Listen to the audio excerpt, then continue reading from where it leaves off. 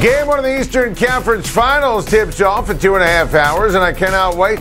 The top two teams in the East from the regular season are featured in the conference finals, and I am all sorts of amped up. Excellent players, amazing coaches, incredible team defense. But I'm going to stay very consistent here. I love Boston to win this series in 6 games. Boston has been the best team in the East, and frankly, in the NBA since the calendar flipped to 2022. They're playing exceptionally well in every single phase. And then had to deal with adversity, ranging from the tough start of the season to being down 3-2 to the champs and beating Milwaukee in 7 games. And it's all about team for the Celtics, obviously, but that team and the potential to win all starts with my guy, Jayson Tatum, who has been a great player in this league for a long time. And I've long argued that he's a star. He's become a true superstar in this postseason. I trust him with Jaylen Brown and the complimentary scorers in the fourth quarter more than I trust Miami's offense. And for Tatum and Brown, this is revenge. Revenge from 2020. Celtics should have beat the Heats, and this Boston core group, they need a run to the NBA Finals. It's all there for the taking. Needs to happen. And there's no chance Boston lets this opportunity slip away. Jayson Tatum will make sure of it. Tiger Woods is one of the greatest winners and assassins in sports history. Tiger Woods spoke to the press this afternoon, just a couple of days away from teeing off at the PGA Championship, and he was honest. Tiger says his golf game feels great. He took a day off after the Masters, and Woods says he's played every day since. Woods' only concern, walking. Something that clearly bothered him in the final 2 days at the Masters. The limp was noticeable. And you saw the results. Look, it was an all-time high for scores for Tiger at Augusta. I think Woods did a good job today dealing in fact and also providing himself and, frankly, all of us with a dose of reality. Look, if Tiger Woods finishes in the top 25, that's amazing. That's a credit to Tiger Woods. The golf will absolutely, I feel comfortable saying this, be great enough, good enough, consistent enough first couple of days to make the cut and play this weekend on CBS. But after that horrible car accident, after a broken fibula and a rod placed in his leg, it's impossible to expect the classic vintage Tiger Woods. Now, the fact that he's paired with Jordan Spieth and Rory McIlroy is incredible. There's a ton of juice and a ton of sizzle. Here's hoping it helps spark some classic Woods moments from the past. The league didn't factor in Deshaun Watson's availability to the schedule. It's an unknown, and frankly, the proof is in the placement of the Browns on Thursday Night Football in week number 3 in a high-profile game against the Pittsburgh Steelers. Now, North, as you heard, did confess. The only exception was to make sure that the Browns and Texans game was not week number 1. There's a great, awesome emphasis on buzz in week number 1. Great games for the opening weekend, and that, obviously, if it was Texans-Browns, would have shifted the conversation. Now, the Watson timeline is kind of fascinating here. Last week, schedule released. NFL officials scheduled to meet with the Browns quarterback as we speak. Watson is reportedly taking his offensive weapons to the Bahamas for some team bonding this upcoming weekend, and he's going to have some workouts in the Bahamas before the Browns start minicamp next week. At some point, the NFL is going to have to make a Watson decision. 2 grand juries in Texas have decided not to indict Watson on criminal charges.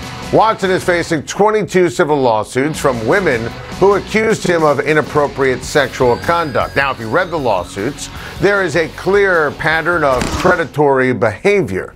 The NFL Code of Conduct policy is purposely written where you do not have to be found guilty in the court of law to violate it. I, as an example, agreed with the Ben Roethlisberger suspension. As an example, I did not agree with the Ezekiel Elliott suspension. But clearly here, there are reasons, in my opinion, to suspend. You know, next Friday, Memorial Day weekend. That seems like the right time, based upon this whole chronological order, to drop the hammer. think 6-game suspension. The optics are somewhere between odd and awful otherwise. So much to talk out on a Tuesday. With NFL OTAs set to start for most teams in less than a week, who are some dark horse MVP candidates for the upcoming season? Let's talk this one out. Now, I'm qualifying a dark horse candidate as anyone with longer odds than 20-1. So don't at me when these guys are not on the list. Everyone on this board is not eligible for the conversation. And I'm not saying I'm picking one of these dark horses to win. I'll probably end up taking Rodgers or Allen or Herbert, but none of these guys are eligible. They're not dark horses. These guys are, and they are my picks. And let me tell you something. Tua Tagovailoa at 75-1 because I love the Miami Dolphins. I'm a believer in Tua with Tyreek Hill, with Mike McDaniel. Tua is tasty. That's right. Tua Tagovailoa, dark horse NFL MVP candidate. Same applies when you look at Jalen Hurts. I think the Eagles are going to be vastly improved. And listen, Aaron Donald is the best defensive player who's ever walked the face of the earth. But I want to focus on 3 for the sake of conversation. And let's start at the top with Derek Carr. Derek Carr can absolutely win this award. I voted for him years ago for NFL MVP. Derek Carr threw for over 4,800 yards last year. Derek Carr is a great player who has handled adversity and Raiders' zaniness and chaos with grace and aplomb. And now he has unbelievable talent around him, including his bestie from college, who happens to be the best receiver in the NFL, Davante Adams. So I think that Derek Carr and the Raiders are going to win 11 games. I think Derek Carr is going to carry this team to the playoffs, and I will be talking about Derek Carr as a legit MVP candidate. Matt Ryan is going to the Hall of Fame. Matt Ryan's 2021, relatively speaking, was down. Now, he is going to lead the Indianapolis Colts first season, not in Atlanta. He was in Atlanta since he was drafted in 2008. Matt Ryan is going to lead the Colts to the playoffs. I'm picking the Colts to win the division. I think Matt Ryan behind that offensive line with Jonathan Taylor, with that great defense, Matt Ryan's going to win a ton of games. I think that Indy's going to win at least 11, and the difference between last year's Colts and this year's Colts is going to be Matt Ryan as opposed to Carson Wentz. And I want to just give some love here to Trey Lance. Now, I think Trey Lance will be ready to dance. And I think Trey Lance has major upside. And I think Trey Lance has ridiculous talent and great talent around him. I mean, not included on this board is our guy Trent Williams and the great offensive line. The defense is unbelievable, led by my guy Nick Bosa. Kyle Shanahan is unbelievable as a head coach. If, in fact, Trey Lance starts, there's a lot of ifs here, right? He's number 9 on the Schein 9. I mean, it's 9, not 8. My last name rhymes with 9. That's why we do a Schein 9.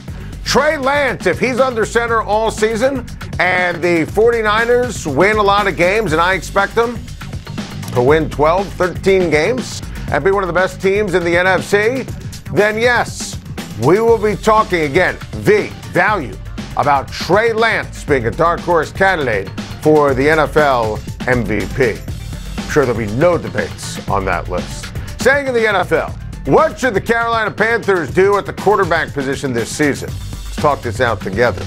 General Manager Scott Fitterer said Sam Darnold is their number 1 guy right now, but added it's always up for grabs. He made these comments on Mike Florio's show on Pro Football Talk. Listen, I have always defended Sam Darnold. I thought he was going to be a star out of USC. I thought he got jetsed. The act of being cursed by being on that awful franchise, awful coaching with Adam Gase. I thought he'd be a star in Carolina. I mean, those numbers speak volumes. Sam Darnold was terrible. I mean, he saw ghosts every week. I think there's a realistic chance that Matt Corral wins the job. I'm telling you right now, if those are the guys, and who the hell is Davis Cheek? If those are the guys, I could honestly see Matt Corral winning the job with his talent. If everything checks out off the field, I don't think they want any part of Sam Darnold as the starting quarterback. I would try to make a trade for Jimmy Garoppolo. He told me on my SiriusXM radio show it was awkward with him and Trey Lance last year. And if you want to let Trey Lance dance, you can't have Jimmy G being a heartbeat away. You know, I don't think Baker Mayfield is going to Carolina. I don't even think he's a major upgrade over Sam Darnold. Now, Peter King, in his outstanding column, speculating that Carolina could trade for the rights to Drew Brees. Now, the great Andrew Marchand, who covers sports media for the New York Post, he broke the story on Sunday night that Drew Brees was out at NBC, which makes sense because the next time Drew Brees says anything interesting on television will be his first. He was terrible in studio. He was terrible in the playoff game he did. He was atrocious on television. Just awful. So Drew Brees, who loves himself, no one who loves Drew Brees more than Drew Brees loves Drew Brees, he tweeted out a tweet where he knew everyone was going to pick up on well, maybe I'll play football. No one knows whether I'll be at NBC or my foundation or play football. Oh, Drew Brees, going to come out of retirement.